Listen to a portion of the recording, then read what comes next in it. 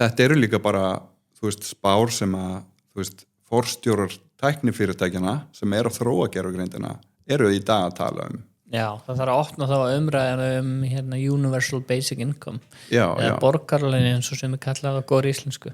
Eða eins og Elon Musk kallar það sko Universal High Income. Já, ok.